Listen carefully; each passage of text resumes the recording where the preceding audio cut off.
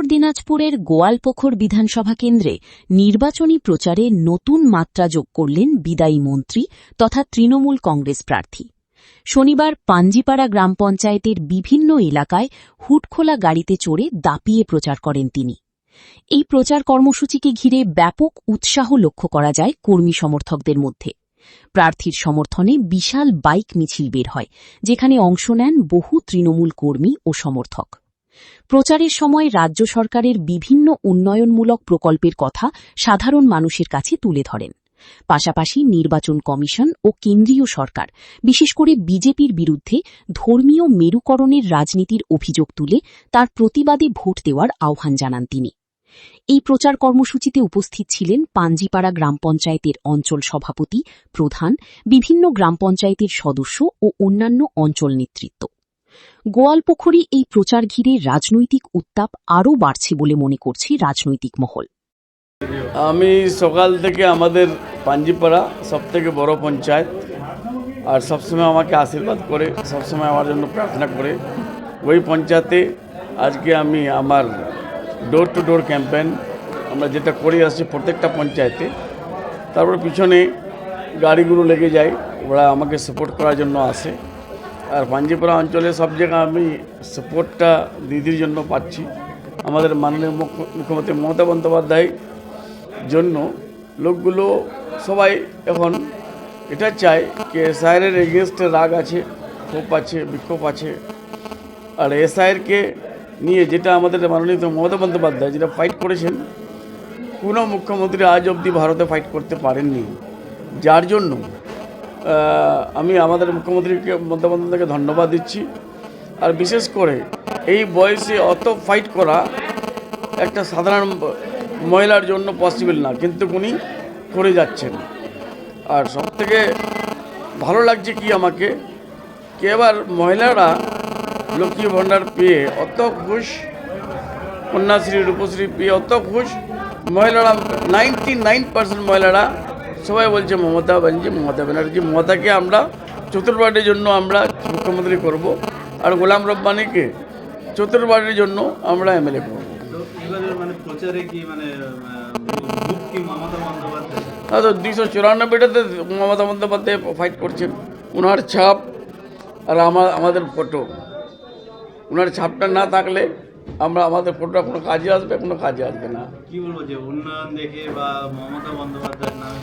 মমতা বন্দ্যোপাধ্যায়ের উন্নয়ন 1 নম্বর, 2 নম্বর ওনার face value যেটা আছে আজকে ভারতে, কারো ফেস ভ্যালু আপনার ভারতে নেই পলিটিশিয়ান বলে।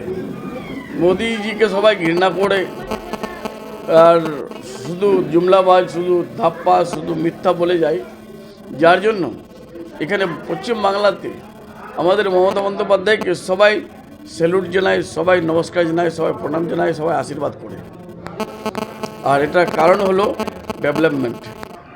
যখন 2,20,000 কোটি টাকা আটকে রেখেছে, তারপরে কোনো উন্নয়ন বন্ধ হয়নি। না লক্ষ্মীর ভাণ্ডার বন্ধ হয়েছে, না টিচারদের স্যালারি, এবার ডিএটাও দিয়ে দিয়েছে। যার জন্য সব লোক মমতা বন্দ্যোপাধ্যায়। সকাল থেকে রাত পর্যন্ত কিভাবে নিজেকে ঠিক রাখছেন? দেখো, আমি আজকে তো না, আমি সারা বছর কাজ করে যাই। সারা বছর কাজ করলে এই ইলেকশনের কাজটা অনেক ইজি লাগে। এটা যদি অভ্যাস না থাকতো তো টাফ লাগতো। সকালে কি খাওয়া দাওয়া করে? আমি খাই রুটি, সবজি, তারপরে কিছু ফ্রুটস, এগুলো খাই, বাইর হই। সারাদিনে আমাদের কর্মীগুলো যেখানে খাওয়ায় ওখানে খেয়ে নিই। কিছুদিন আগে দেখা গিয়েছিল যে এই এলাকায় ওই সৌরা ম্যাডামও প্রচার করতে এসেছে। ও জীবনে আজকে কি বললেন? সৌরা ম্যাম প্রচারে আসে। আচ্ছা, আমার মিসেস, হ্যাঁ, তো স্বামীর জন্য তো করবে। হ্যাঁ, আর ওনারও তো আমি নমিনেশনটা ফাইল করে দিয়েছিলাম। যখন শুনলাম যে আমাকে নমিনেশন করতে দিবে না, আমার নমিনেশনটা বাতিল করবে, যার জন্য ওনার নমিনেশনটা আমি ইন্ডিপেন্ডেন্ট করে রেখেছিলাম। আর আমাদের দিদি বলেছিলেন কি তোমাদের নমিনেশন যদি কারো ক্যান্সেল হয়ে যায়, নিজের ঘনিষ্ঠ যারা আছে তাদের নমিনেশনটা ফাইল করে রাখবে, যার জন্য ওনার নমিনেশনটা ফাইল করেছিলেন। আপনার পরিবারে আপনি প্রচার করছেন, প্রচার করছে, তার মনিরাও প্রচার করছে, প্লাস ওনার মিসেস উনিও প্রচার করছে, আবার অন্যদিকে আপনার এক ভাই বড় ব্যাপার, যারা নির্দল প্রচার করছে তারা তো আগে বিজেপিতে ছিল, কেউ কংগ্রেসে ছিল, তারা বিজেপি থেকে বাইর করে দিয়েছে না বা বিজেপি ছেড়ে দিয়েছে আমি জানি না। যখন আমি 4টা জেলার অবজারভার ছিলাম, তখন যে নির্দল প্রার্থী হয়েছে তিনি পলিটিক্সের পিটা জানতো না, তখন আমাকে ঠেকানোর জন্য আমার বাড়িতে আগুন লাগাই দিল, ওনাকে বিজেপির টিকিটটা দিয়ে দিল। আপনি কি বলতে চাচ্ছেন বিজেপি আপনার পরিবারে আগুন লাগাইছে? হ্যাঁ, বিজেপি, অবশ্যই বিজেপি, কংগ্রেস, আর বিশেষ করে ভিক্টর। এমনি তো আজকে দীপা দাস মুন্সিও প্রচারে আসছে গোয়ালপুরে। দীপাদাস মুন্সি তো 5 বছরও দেখা যায় না এখানে, 5 বছরে শুধু রব্বানিকে দেখা যায়, ডে 1 থেকে 5 বছর অবধি। তো দীপাদাস মুন্সি এসে বা ভিক্টর সিক্টর এসে কিছু লাভ হবে না এখানে।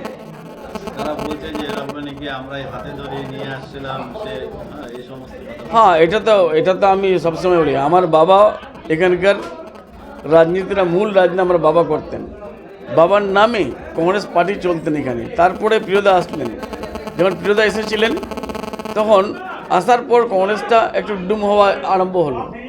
তারপরে কেউ বলল যে কংগ্রেসটা যখন আমি এসেছিলাম তখন কংগ্রেসের পজিশনটা অত্যন্ত ভালো ছিল, এখন দুর্বল কেন হয়ে যাচ্ছে।